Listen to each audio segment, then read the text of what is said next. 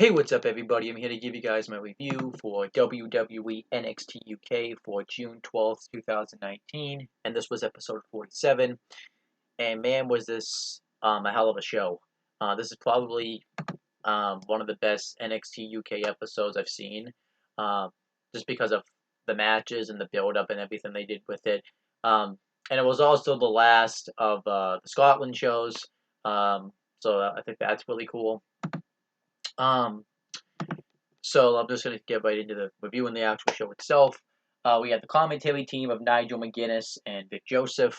Um, and it opened up with this awesome video package, really hyping up the main event between British Strong Style and Imperium, showing British Strong Style how they built the foundation of NXT UK, and basically talking about how this is their kingdom, showing all the things that they've ever done since they come to the WWE, pretty much. And then meanwhile, you have Imperium, who wants to take NXT UK by force. It shows, Imperium actually forming, screwing Pete Dunne out of the title. And then, obviously it shows the big brawl that British Strong Style and Imperium got into like 3 weeks ago or something. And yeah, it was just some pretty awesome stuff. And I really liked this video package. I thought it looked awesome, and I thought it was a really nice way to really promote this match.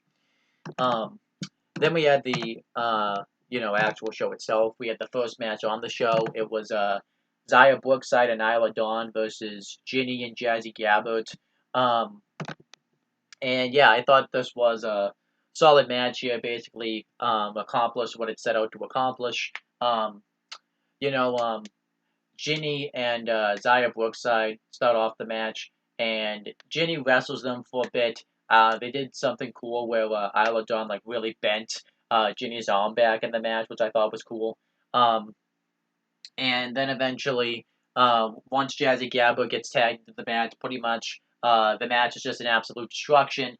Xia Brookside, does everything she can. She tries to do a Hurricanrana, but and like a roll up, but Jazzy Gabbo's way too powerful for that.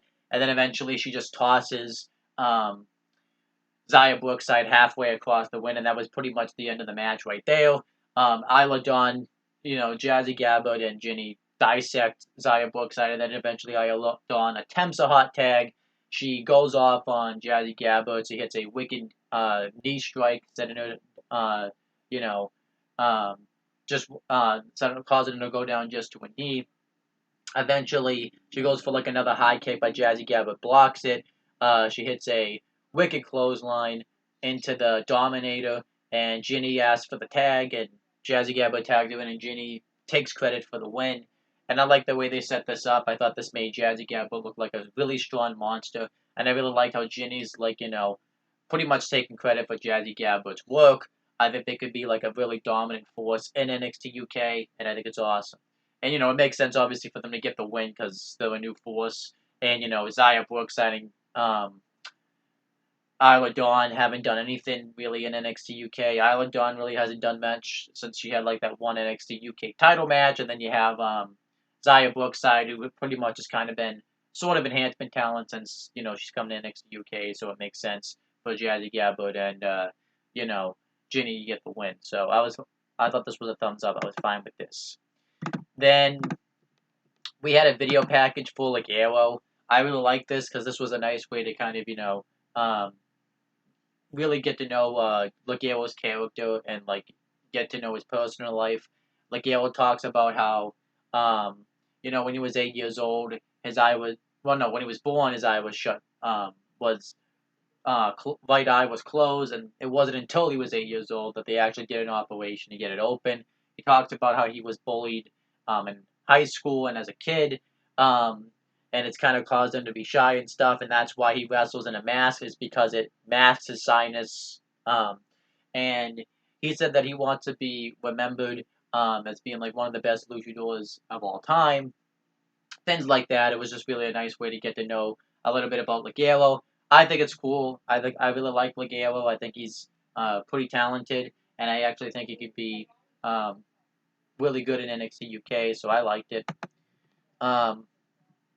Then Kenny Williams gets interviewed, and he talks about the stunt that Noam Dar pulled on Marky Andrews like a few weeks ago, and he said that he feels sorry for Marky Andrews, but he's not shocked that Noam Dar would do something like that, considering the fact that he's trained with him and known him for 10 years, and he's like that one fan that's just willing to do whatever it takes to get to the top.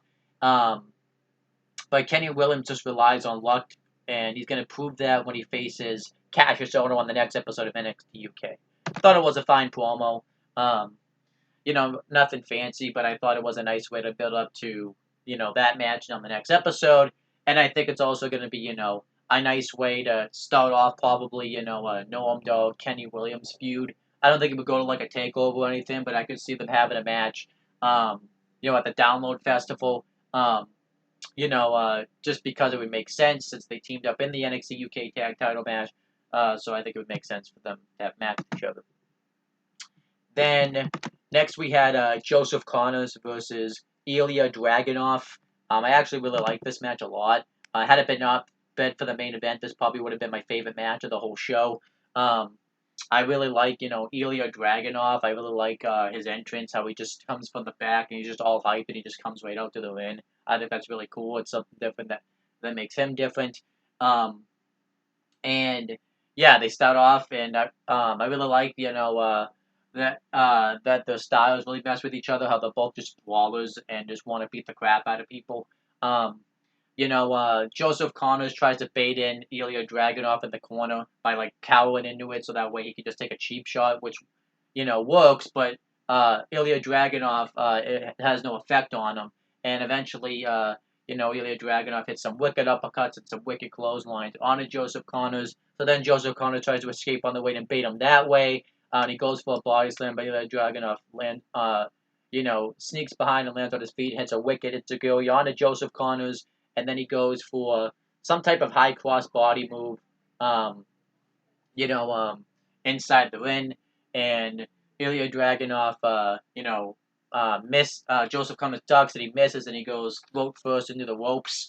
And Joseph Connors really starts to aggressively take out Ilya Dragonoff. He hits a short arm clothesline, and then he puts a real chin lock on him, and he really starts to dominate Ilya Dragonoff. And then eventually Ilya Dragonoff powers out of it, which I thought was a nice way because you get the sense that he's like the strong Russian, so it's really a nice way to show off his power. And Ilya Dragonoff starts to mount a comeback, which I thought looked really cool. Hits a really sick drop kick, really sick knee strike to the face, some hip attacks in the corner, well, some uppercuts in the corner, but then Joseph Connors gets his leg up for the second one, and then Joseph Connors hits a run and sets up flip into the corner, and then he goes for that springboard stunner, from the, or the springboard cutter, not the stunner, from the apron, but Ilya Dragunov catches him into a Death Valley drop into the corner,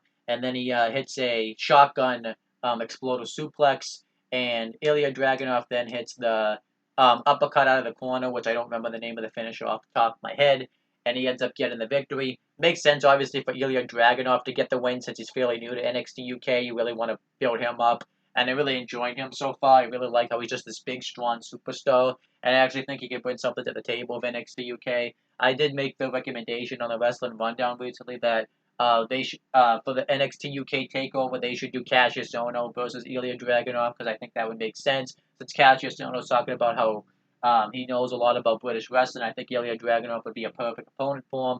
Hopefully they go that direction. So I would love it.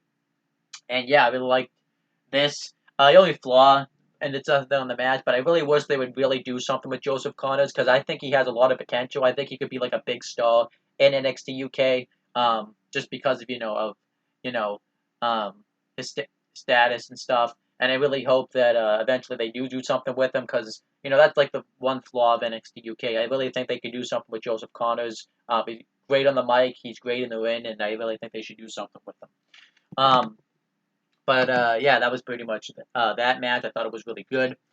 Then we had Toni Storm get interviewed, and she talks about how a lot of superstars are looking to go after her NXT UK Women's title, and if whoever wants to take her on, she welcomes the challenge pretty much. It was a nice promo. And they announce on the next episode that there's going to be a battle royal with all the women, and the winner will face Toni Storm for the title. I don't know exactly if they're going to have Kaylee Ray win it or not. I could see that happening, but I imagine they're going to wait to do that match until NXT UK Takeover Cardiff. I was in Blackpool, but that's a different show.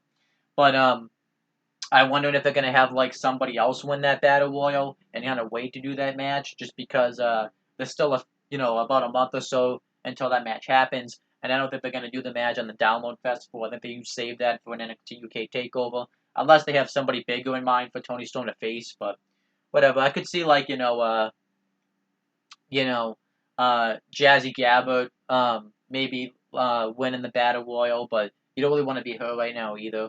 So it's really tough to say. So we'll have to wait and see. Then we had an exclusive for Travis Banks. I really like this. It was a nice way to get into his character and stuff like that and get to know a lot about him, considering the fact that he's the #1 contender to the WWE United Kingdom Championship. He talks about, how he's a completely different performer outside the ring than he is inside the ring. Outside the ring, he's very calm, but inside the ring, he really works hard. He talks about like his night when he came in at Royal Albert Hall, you know, wrestling for the WWE in the WWE United Kingdom Championship tournament in 2018, and he talks about how he, thought he made a splash in the division, and or the brand, I should have said. Um, and he said that he disappointed that he lost, but his shoulder just finally gave out on him, and then he was upset when his doctors told him to go home and rest his shoulder for 3 months, which explains obviously when he came into the brand why he didn't wrestle for a while. Um, but because he always likes to be active, and then he talks about how he was disappointed that he didn't get to show what he was capable of at NXT UK Takeover Blackpool since he was taken out.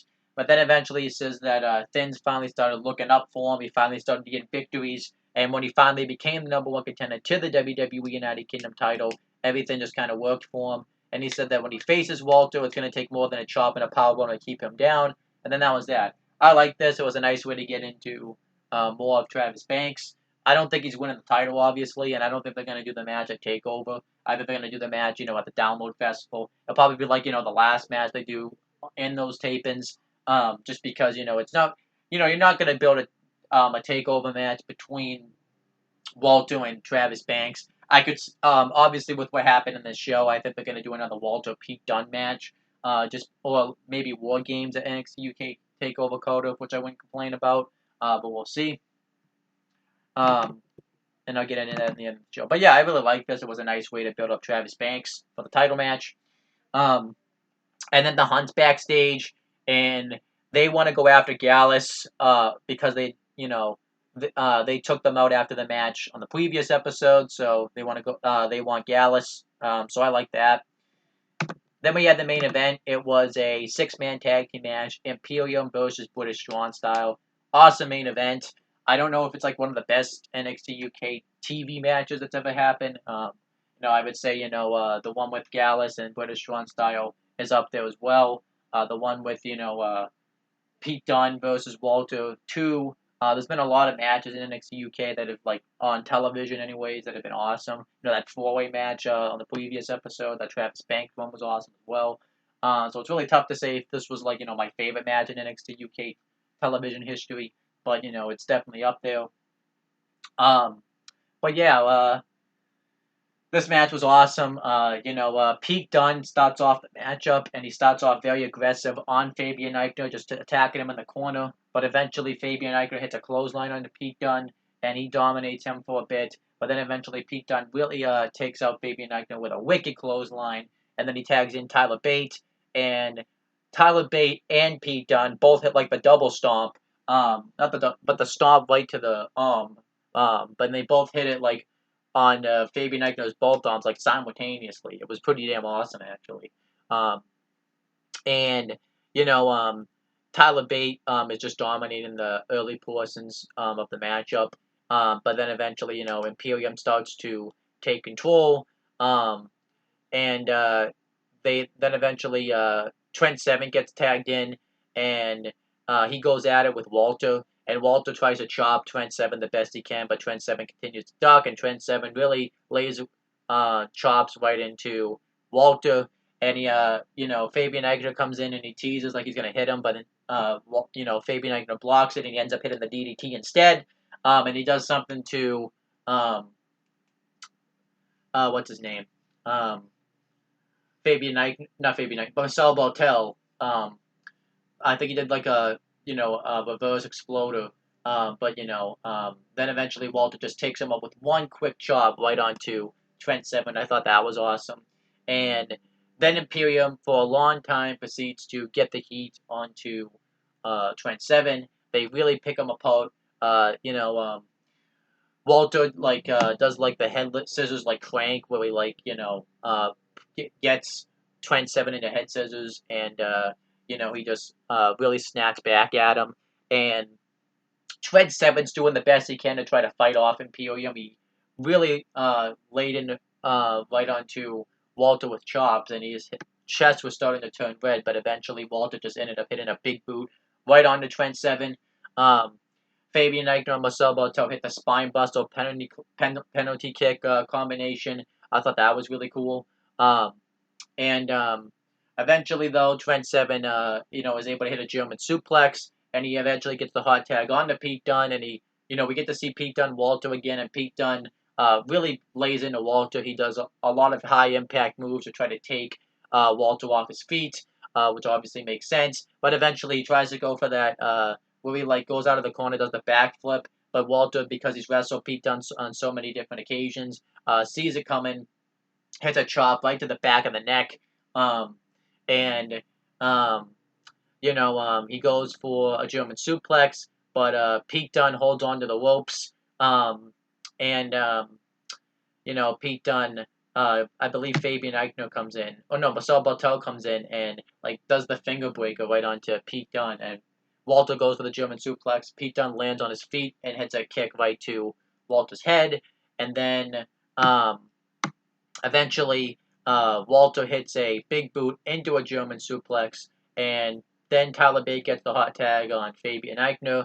He starts going off on him. He does the airplane spin right onto Fabian Aichner, and then while he's doing this, he ends up using Fabian Aichner to kick Marcel Bartel, which I thought was cool. And then he does it to Marcel Bartel, and then he does Bop and Bane onto Walter. He goes for the airplane spin, but Fabian Aichner and Marcel Bartel stop it before Tyler Bate can do it. I actually don't know if he can hit the move.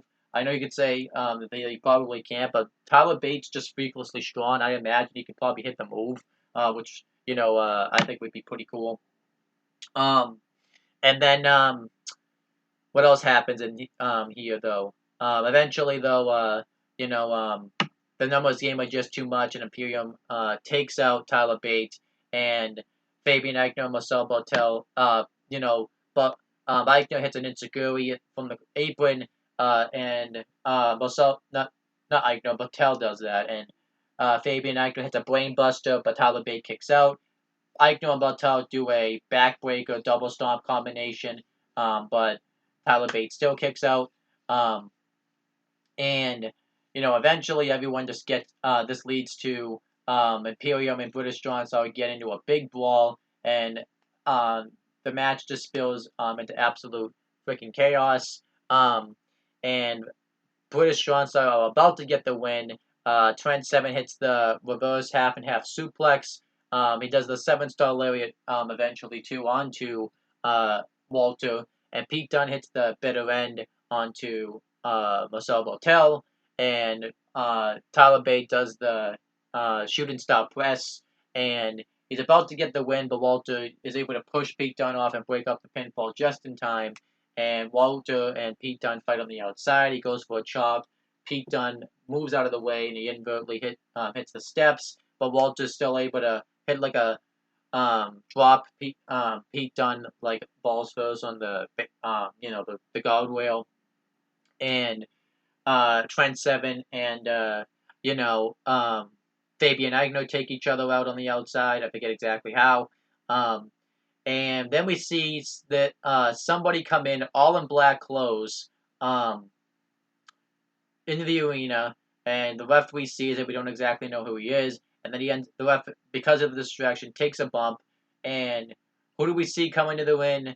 He takes his hood off. It's none other than Alexander Wolfe, which I was surprised by, just because of the fact that, he recently did the Instagram video, not the video, but the Instagram post saying that, saying goodbye, thinking that he was going to leave WWE. Um, and they swerved us here. They actually had, Alexander Wolfe show up. I'd imagine this was probably in the spoilers, though, but I don't read the spoilers, so this is why it was like a big surprise to me. I definitely marked out to see Alexander Wolfe. I thought it was awesome. And he lays out Trent Seven with a power bomb, and then eventually the referee gets put into the ring. Marcel Bartel makes the cover. Imperium win. But to think it was going to happen anyways, you shouldn't really beat Imperium because of a new unit. But I thought this was a nice way to protect British Strong Style. And I actually, obviously it made sense. Alexander Wolfe now is in NXT UK, and he's also part of Imperium because I really like the way they did this. Imperium does their pose, and they leave like a space so that way somebody can stand there and do the pose with them. And Alexander Wolfe goes into that space and does the pose and referencing now that he's now a part of Imperium. And I loved it. I even love Imperium's like Titantron. It's just something simple where you just see Imperium and you see like the names listed down below. I actually think that's just something nice and simple and cool. And yeah, I'm actually all for this. I'm all for Alexander Wolfe being in NXT UK. I think he's going to be a nice fit. He wasn't doing anything on the main roster, and I think now that Sanity broke up and stuff, there was really no reason to keep him in NXT on SmackDown Live and the main roster and such. So I'm happy that they're doing that, and I'm happy that WWE started to do this. The putting down people that aren't being used on the main roster in NXT, or NXT UK or 205, and the actually like letting them be used, and be used right, because I think it's awesome. And Alexander Wolfe, I think, will be a nice fit to NXT UK. And I actually am really looking forward to seeing what he does. And what does this mean now for NXT UK? Now, clearly they're gonna do a rematch with Walter and Pete Dunne, probably at NXT UK Takeover Cardiff.